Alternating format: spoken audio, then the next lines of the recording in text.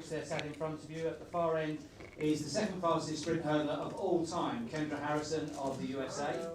Alongside her, the reigning world 200 metre champion and newly crowned European 100 metre champion on home soil, DAFNE Schippers of Netherlands.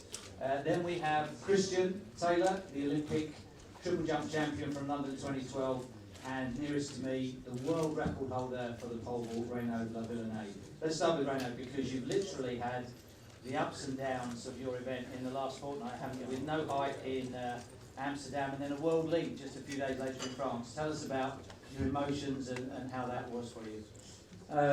Yeah, the thing is, Amsterdam was really hard because the wind was really strong, and unfortunately I didn't make any height, so I was pretty upset, and I just want to go back to training and then get the opportunity to have a good competition and show that I'm supposed to jump higher than it, and that was really a good thing for me to be able to jump in Cotteville and make a normal competition and jump 96. So I was really happy and make me confident to be able to jump in London against a strong opponent, and I hope that we'll be able to make something like last year and maybe better. So yeah, sport is every time difficult, and I know it's a good test before going to Rio, because I know that I have to pay attention to everything, every kind of situation, and try to do my best in every case. And last year was unusual, as you mentioned, because you were scheduled to vault on a Friday night. It was torrential weather. We put you up to speak to the crowd to explain what would happen, but it worked out pretty well on the Saturday, didn't it? You were the first event on, you had the whole attention, and you had a great competition. Yeah, the thing is, so we checked the weather from 2 days before, and we saw that on Friday it would be raining. So we make the warm-up, and after the warm-up starts raining a lot, and we take the decision to put the competition on Saturday just at lunch. And so we were the first guys in the stadium, and just the coach was in the stand and nobody else. And at the final, so I think competition during 1 hour and a half, and I remember that I jumped 6:03, and all the stadium was just looking at me because nothing was happening instead of pole vault, and it was something very special because of course the stadium is really amazing, really beautiful, and when you have more than 40,000 people just for you, it's unusual. So I enjoy a lot, and I know that tomorrow will be different because I will not be the only one like last year, but anyway, it's every time something special in this stadium.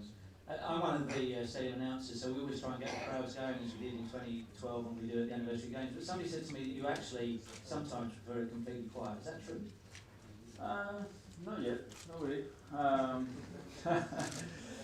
mean, for the competition, I like that people get crazy when you jump and make the big noise and help us to just to know that I'm not in a regular place. So that's why I love to come to London, because every time for the Olympics and for the meeting after, it was every time something very crazy. Now, in introducing the guy on your left, I want you to explain, because he doesn't have it, Greg Rutherford has it, you have a pole vault in your back garden. Christian might be interested in investing in a triple jump pit in his back garden at some point. What are the pluses and minuses of having a facility right outside your back door? Well, the thing is, the facility I have in my garden is like a fake facility, because the runway is downhill, so it's just for fun, not for training. But it's like for a Sunday, people can play basketball, football, and for myself is doing polo. So in back garden. Exactly, that's a good thing. It's polo, swimming pool. When it's sunny, it's a really good day like that. Christian, has that sold you on installing a runway in your back garden? Well, actually, I think I need to have a home first. So between my coach and I, we move a lot. So maybe when I find a place to live, then I can invest in something like that. And London Stadium has very happy memories for you. Absolutely, yeah. It's anniversary games, but for me, it's like I have a special relationship was my first Olympic medal, my first Olympics, and I was able, I have to thank Spencer a lot because he gave me the opportunity to come here and do long jump, and that kind of took a lot of the nerves out for myself last year, and now I can come and triple jump, so I get to really relive that moment in front of a wonderful crowd, and so I think it's going to be a surreal moment for sure. And you've, along with Kendra, have had the extraordinarily hard experience of going through the American trial process for the Olympic Games, where they replicate the whole program. You came through it fine. Kendra, unfortunately, had a less happy experience. Does that consume you in the midpoint of the season, just getting on the team? Yeah, absolutely. This was actually my first trial since 2012. I think it's something I may even underestimated, thanks to the Diamond League. I've had to buy year in, year out. So for World Championships, that was always the focus at the end of the year. This year, there was something on the line, and so I think the nerves maybe got a little bit of the best of me. I was a little bit out of my element, and it sounds weird because going to World Championships, I've had great performances time after time, but you have nothing to lose there. Once you're there, you just go for it. But at the trials, I've been working on a documentary, and it was Road to Rio, and there was a chance that maybe I didn't make it to Rio. Yeah, exactly. So, little things like that were all playing in my head, but God was good, and I was able to make the team, and so now I get to be back in my element and just have some fun. And we've seen in your event, as we did in the high jump a couple of years ago, an intense rivalry, but they just seem to have fallen away a little bit. You're pretty much head and shoulders clear of the field tomorrow. Is that just the nature of the event, the injuries that people pick up in triple jump? I'd like to say maybe I've broken them down. But in the real perspective, triple jump is tough. It's very tough on the body. It's not easy, and so this is why I'm so grateful for the people I surround myself with the medical, with my coach. Raina's done a phenomenal job keeping me healthy and having me, being able to compete at such a high level time after time, but also just to be able to be at the championships. Sometimes it's not the most talented person, sometimes it's not the best person that wins, but you have to be there, you have to be healthy, and so I'm very grateful for that, but now I'm very focused on tomorrow. I really want to put a staple in a statement of what I'm going after in Rio. And so I do look at the field, and this is where the triple jump is right now. But for me, I can only focus on the task at hand. And final question for you, because you're in Britain and it's an Olympic year, Jonathan Edwards is still the world triple jump record holder. It's 21 years now. What's your feeling of that as you approach the peak of your season? Yeah, well, I always say that I enjoy putting on a show, and this is why I always leave it to the sixth jump. For me last year, I would have liked to taken it, but maybe for him now, his heart is pumping a little bit. He sees what's there. He sees the potential, and so 21 years. Obviously, the 20-year anniversary would have been a nice staple. But there's also London 2017, so I'm not saying that I'm going to wait, another year. If it happens, it happens, but I'm going after it every single time. Well, in a way, we wish you luck. Thank you.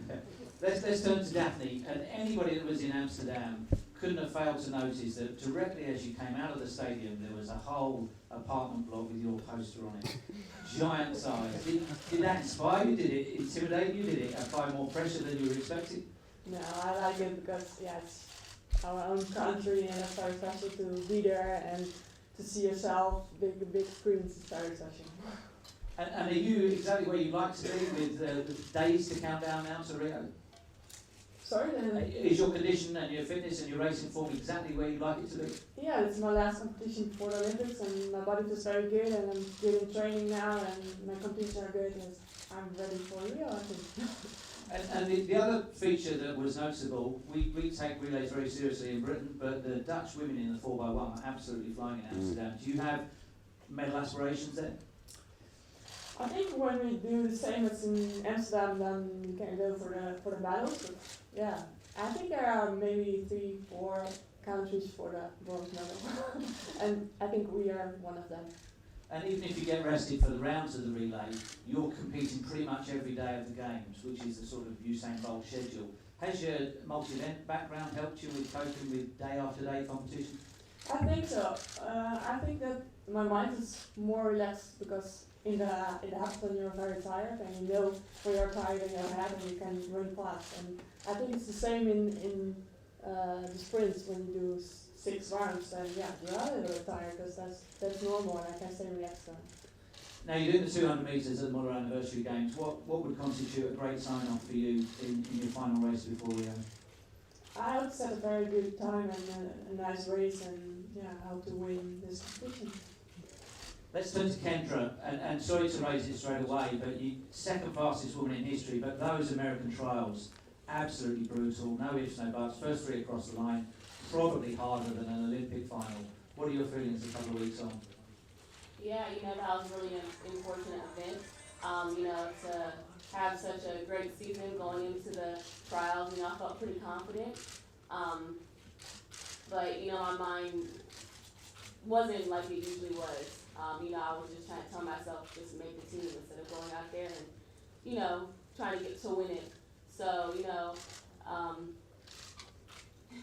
I'm pretty sure the girls that made the team are going to represent Team USA as the best they can, and the rest of my season I'm going to go up to this world record and win the Diamond League.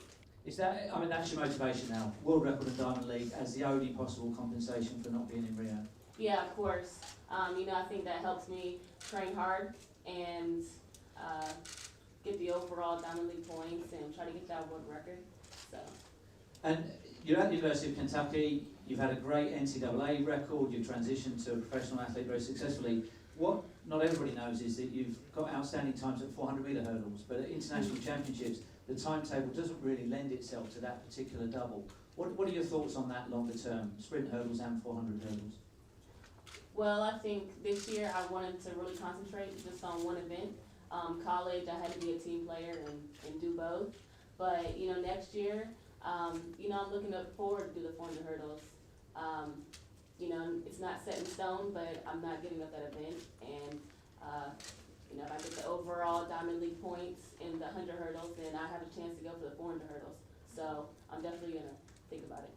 Can you think of anybody in the history of the sport that's done both of those 2 events well? I mean, we think of our own Sally Gunnell, who was a good sprint hurdler before becoming Olympic champion of 400 hurdles, but she didn't really mix the 2 at any one games. Can you think of anybody that's ever pulled that one off? No, the only person, Queen Harrison in college, but that's about it. Good luck. Good luck with it.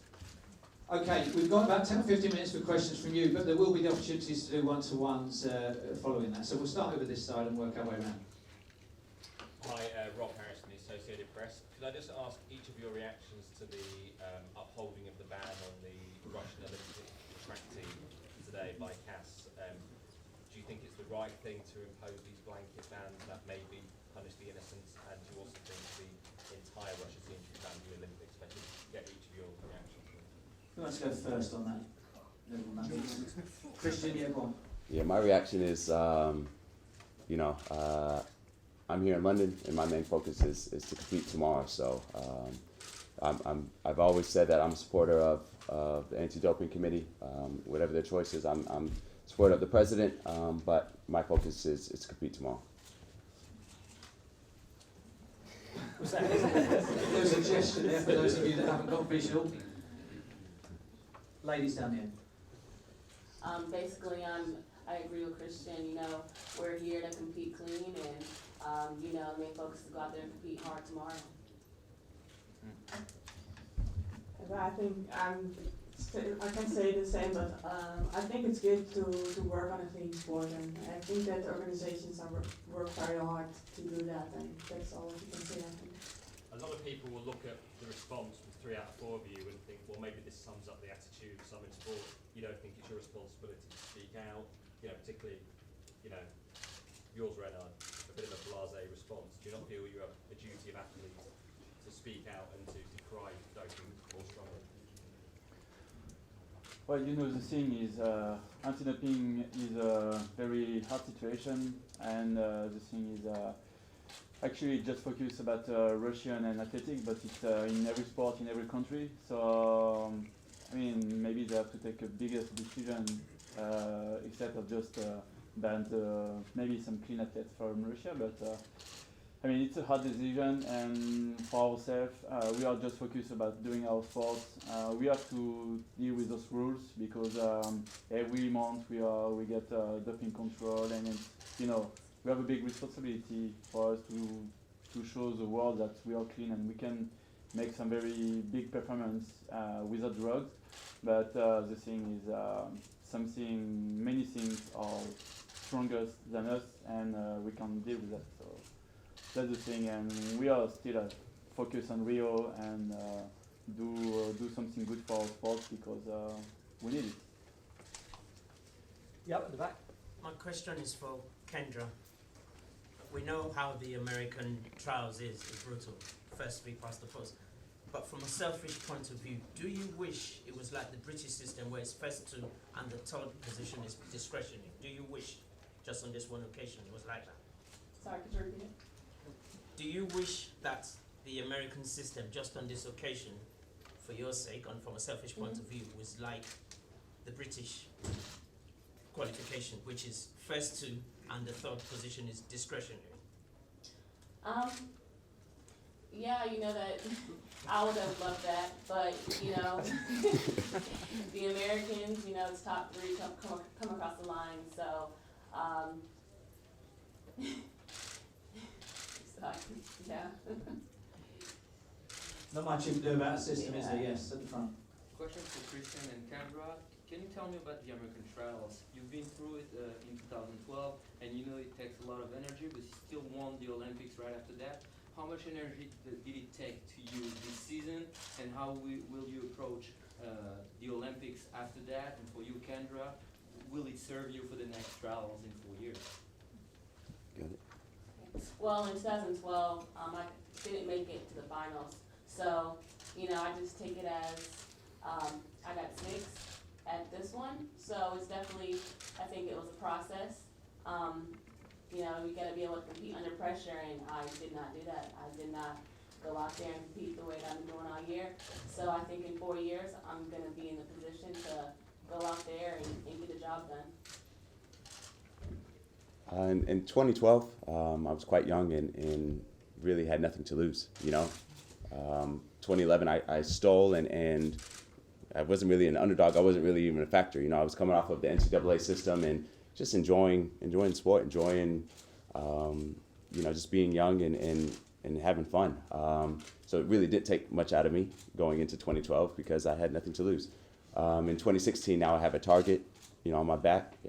I'm the reigning champ, and obviously that comes with added pressure. And so I think I let it get to me a little bit, but they've said time and time that the U.S. team is the hardest team to make. For me, energy-wise, it's more just relief. Now I feel like I can be myself. Now I feel like I can get back to that fun mentality and just do what I love. I play in the sand. That's my job, and so I try not to ever forget that.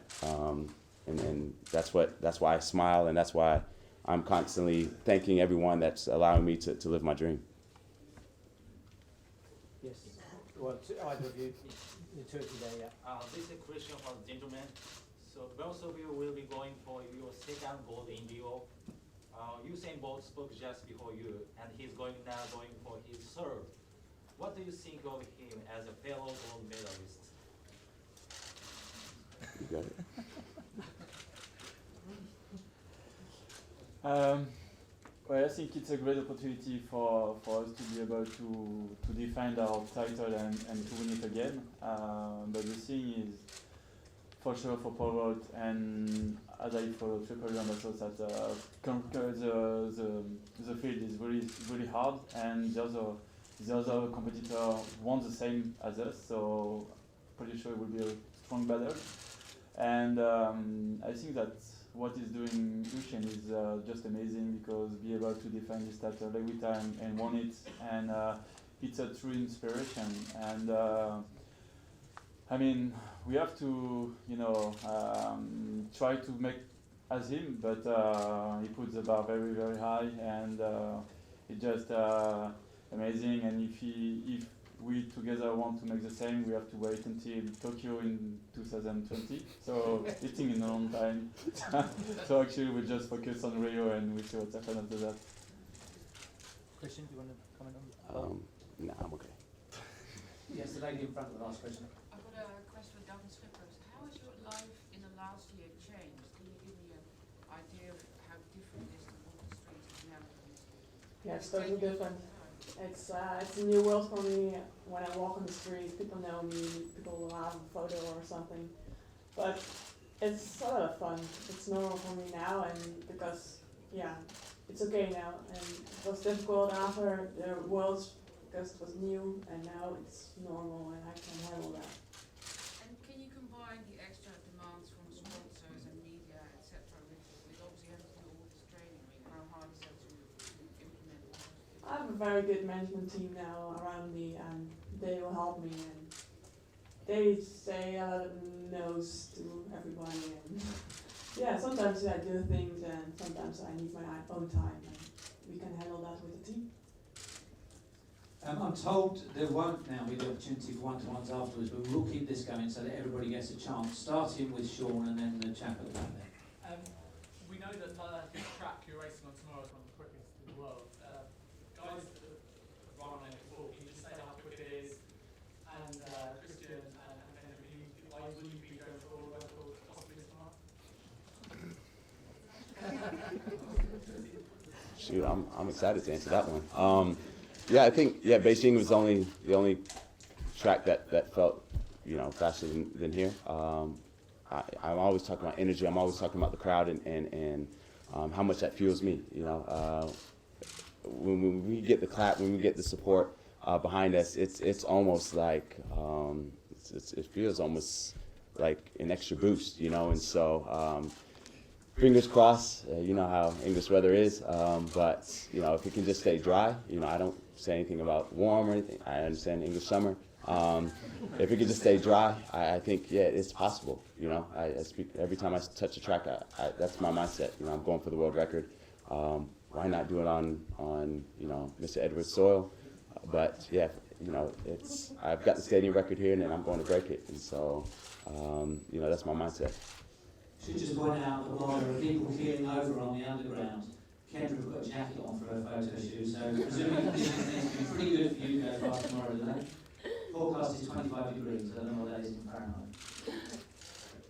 All year there's been a couple meetings that have been really cold, so when I'm on the line, my number one goal is to come across the line first. Now that my mindset has changed since I did not make the Olympic team, every time I get on the line, I know I still have a chance to break the record. I still have a chance to continue to make my season even better than what it already has. The pressure of already having the American record and being so close to the world record is only going to push me to go for the world. And I'm excited for tomorrow. And since this track is really fast, I'm ready.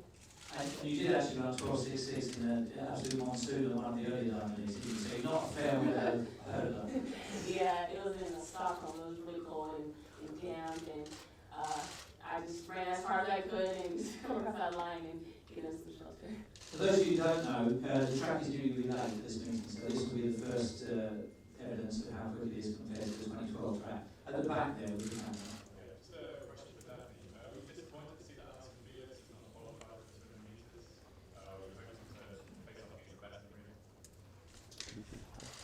Yes and no. It's always fun to have a competition with her. I like that. It's always nice for me. But I think on this moment she's not top 3 in the world in trials, and that's the rule in the American Championships. And I will compete with her always. That's no problem for me.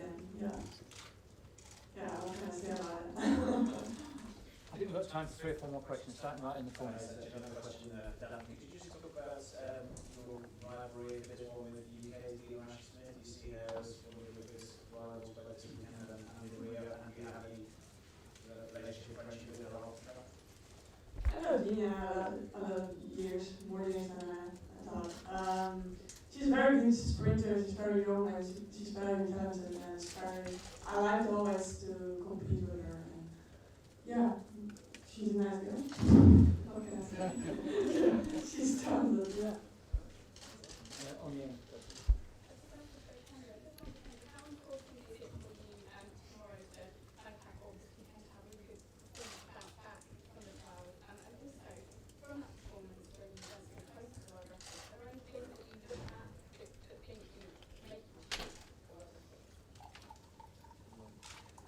Yeah, this meet is really important for me.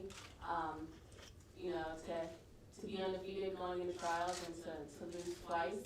I definitely went back to training really hard, and I'm definitely gonna go out there and give everyone a show and show them why I have the American record. In that race at Prefontaine, my beginning was really well, but there's still a lot of things that I could fix at the end. You know, going that fast and having the hurdles come up to you, you gotta be able to react better, and that's one thing that I gotta learn how to do. So. Let's see if we can fit in, start with Spurs and then come to you. Christian, how much you want to retain the title at Liverpool? You can only have one. Which one would it be and why? Yeah, if I could have one, I would like to break the world record at the Olympic Games. So, yeah, that's the way I'd like to go out.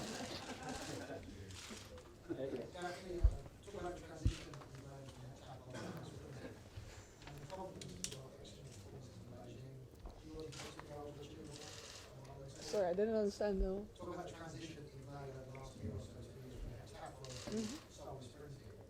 Clearly, what confidence have you got going into it? You can do one and two, basically. Members of the occasion, obviously, give you that confidence. Yeah, it was a decision that last year I did it in Beijing to the 1, 2, and the proper one. I know I can do all the competition, all the races. I know that my body can do that. And it's a total different world. Sprint and marathon is very different. And it's also a new goal in 2012 I'm here as an athlete. And I was very young and it was very special to be here. And now I'm going to the Olympics with other goals. Did Team Asher Smith carry you here in 2012? She was a carrier for athletics, wasn't she? You might know, you might not know. Who's to say? Okay, put your hands up now if you still have a question, and we're going to give all of them. So it's just, Funny question. Quickly, Daphne, Okay. the combined event. What do you take from the combined event to the sprint, to the 200 and the 100? Is there something that makes you feel better or stronger on the sprint from the combined event? You know, when I say before, my head is very strong after, because in the afternoon you are always tired after one day, your body's tired and your mind's tired. And that's very good to know when you have all the races and you are tired. You know that, because that's normal. And I learned from the happened to stay relaxed in that moment and think, okay, I can run very fast and I don't need to be very, very, very good in my mind. That's nice to know. And I think all the trainings in the last year for happened is very good for my sprints. My body's totally trained.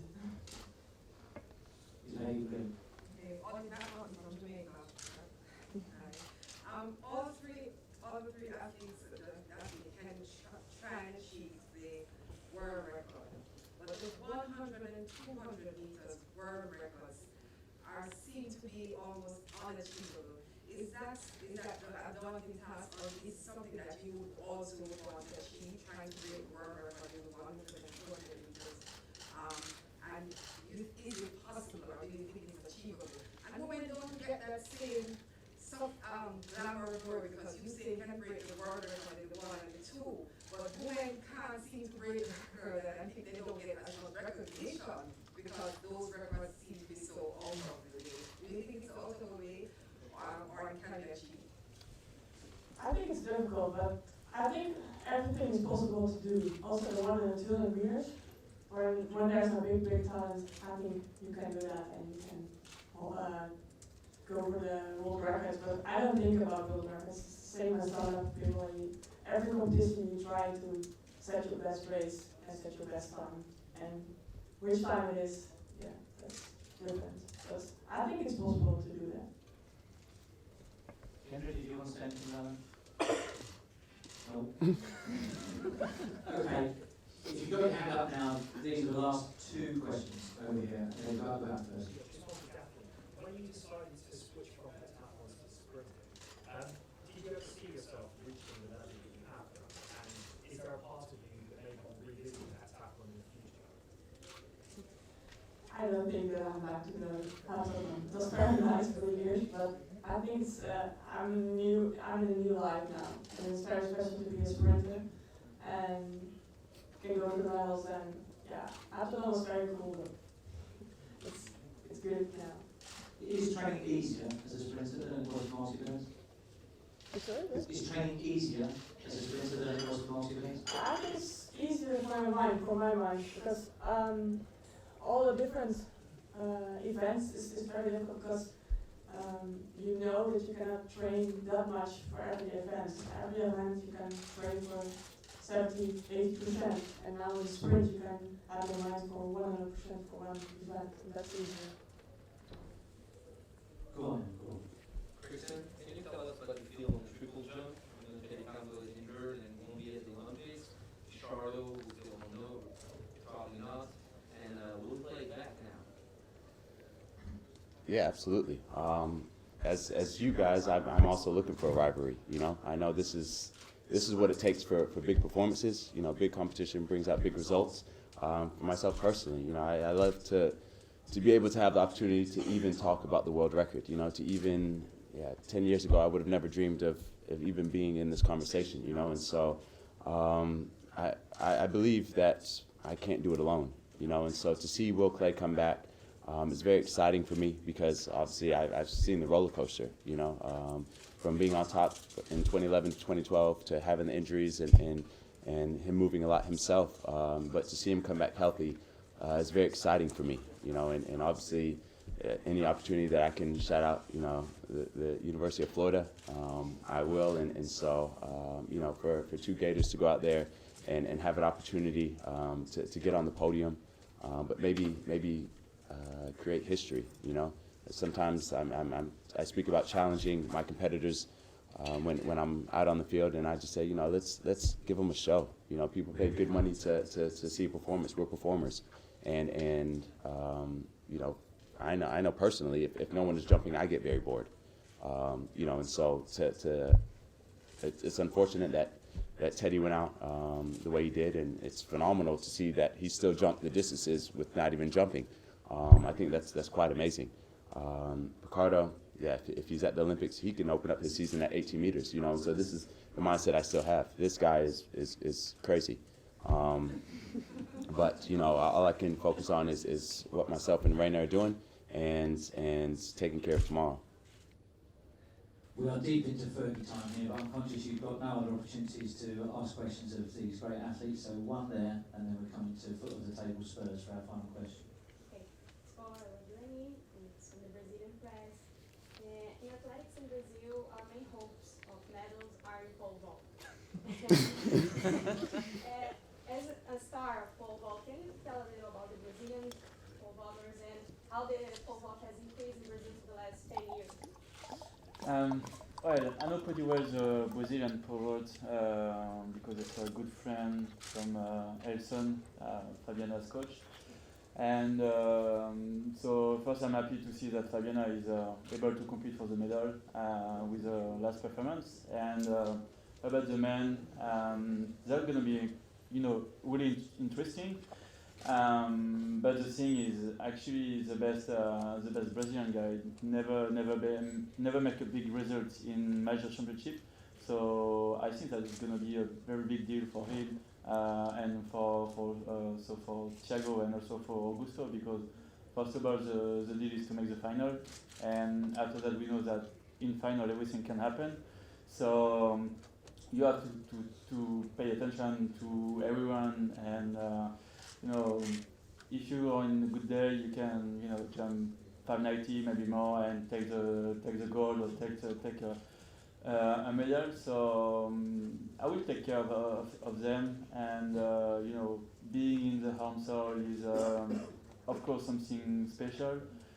So yeah, I think that first of all, you know, pay attention on the qualification, if everyone is for the final or not, and then we'll see. So, you know, intense competition, and it's going to be interesting. So I hope that if Brazilian is happy with the silver medal, that will be good for me. So, the only glory that's going White Hart Lane's way this season is the glory of the last question. Make it a good one. Here we go. I just wanted if Kendra could talk on the depth of talent in and around sprinting hurdles at the moment, especially from an American perspective. Has it ever been as intense as it is now?